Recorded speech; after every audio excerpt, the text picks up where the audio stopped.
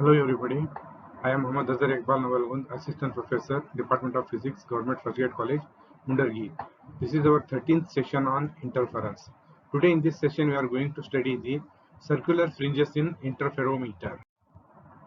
Circular fringes. Circular fringes are produced with monochromatic light when the mirrors M1 and M2 are exactly perpendicular to each other. When we look into the instrument, we see mirror M1 directly, and in addition, we will see the virtual image M2 dash of mirror M2 formed by reflection in the glass plate A. It means that one of the interfering beam comes from M1 and the other beam appears to come from the virtual source M2 dash. This situation is similar to an air film enclosed between mirror M1 and M2 dash, with the difference that in case of a real film between the two surfaces, multiple reflection takes place, whereas in this case only two reflections take place. If the two arms of the interferometer are equal in length, image M2 dash coincides with mirror M1.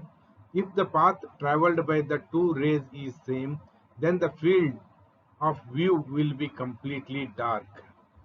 If M2 dash and M1 do not coincide, the distance between them is finite, that is mu2 dash into mu1 is equal to d.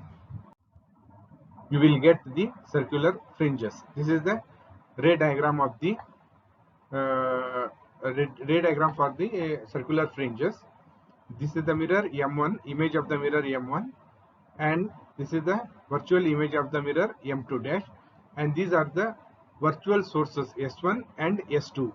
The distance between the two images is d, and the distance between the two virtual sources will become 2d. This is equal to S1, S2, and this is your B.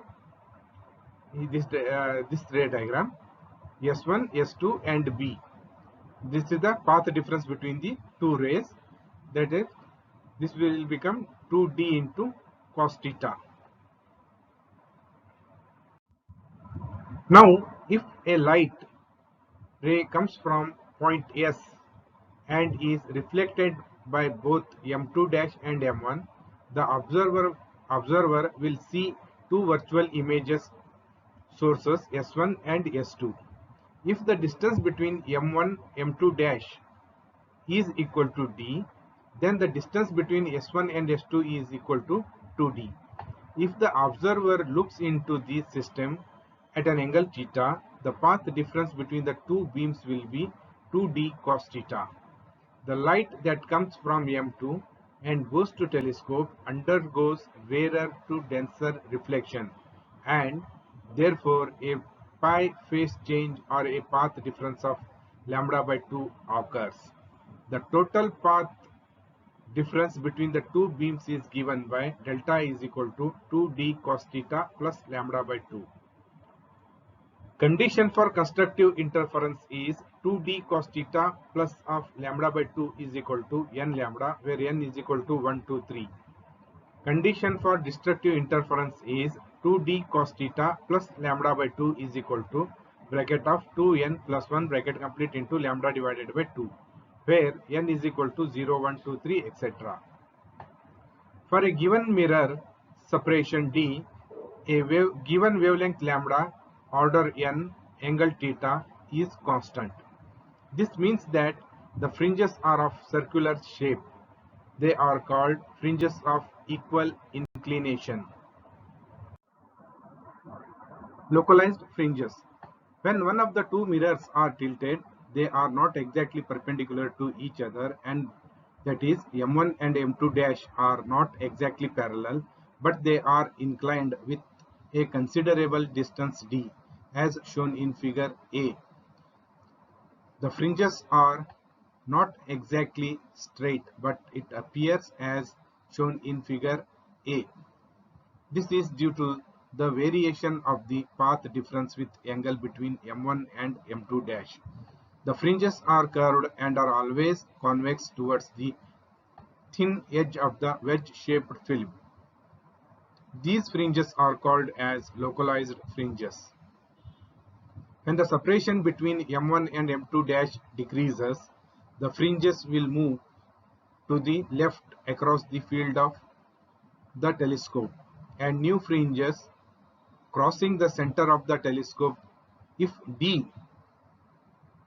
changes by lambda by 2, if M1 and M2 dash are exactly cross with each other, fringes become straight as shown in figure B, where a wedge-shaped air film is formed. Further movement of M1 as shown in figure C, the fringes are again curved but in opposite direction. When the distance between M1 and M2 dash is too large, the fringes cannot be observed. We conclude that due to the variation of path difference between the reflected light from the mirrors M1 and M2, by changing the distance, the fringes pattern observed contains fringes of equal thickness. This is the diagrams.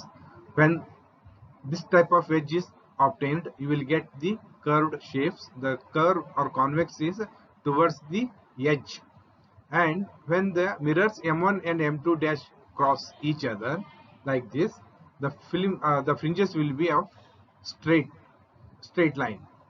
When the M1 is moved again, when it becomes like this, the wedge becomes like this, you will get the fringes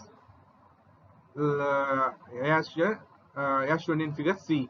The convex face is towards the edge. White light fringes. Instead of monochromatic light, if a white light is used, a few colored fringes with a central dark fringe can be observed. Visibility of fringes. In case of Michelson's interferometer, the intensity is given by I is equal to 4a square cos square delta divided by 2. Here delta is equal to 2 divided by pi into lambda into 2d cos theta, where d is the distance between M1 and M2 dash. The intensity is maximum when delta is an integral multiple of 2 pi. The intensity is minimum or 0 when delta is an odd multiple of pi. The visibility of fringes in the case of Michelson interferometer is V is equal to I maximum minus I minimum divided by I maximum plus I minimum. For monochromatic light, I minimum is equal to 0. Therefore, V is equal to 1. The minimum visibility is given by V minimum is equal to A1 square minus A2 square divided by A1 square plus A2 square, where A1 and A2 are the amplitudes. Hence, the source will be perfectly monochromatic if the visibility is maximum and constant for different values of 2d cos theta. If the visibility changes with the change of 2d cos theta, the source is not strictly monochromatic. In this session, we have studied the method of obtaining the circular fringes using the Michelson's interferometer and the localized fringes. On this session, now we are going to see some multiple choice questions. Question number 1. Circular fringes are produced with monochromatic light with the mirrors M1 and M2 are dash. Option A, perpendicular to each other. Option B, parallel to each other. Option C, coincide. Option D, none of the above. The correct option is option A, perpendicular to each other. Question number 2. To obtain the localized fringes, the mirrors are option A, perpendicular to each other. Option B, parallel to each other. Option C, coincide. Option D, tilted. The correct option is tilted. The books which are referred for this session is Textbook of Optics by Brijlal and Subramaniam, Refresher Course in Physics by Arora, Optics by D.S. Mathur. Thank you.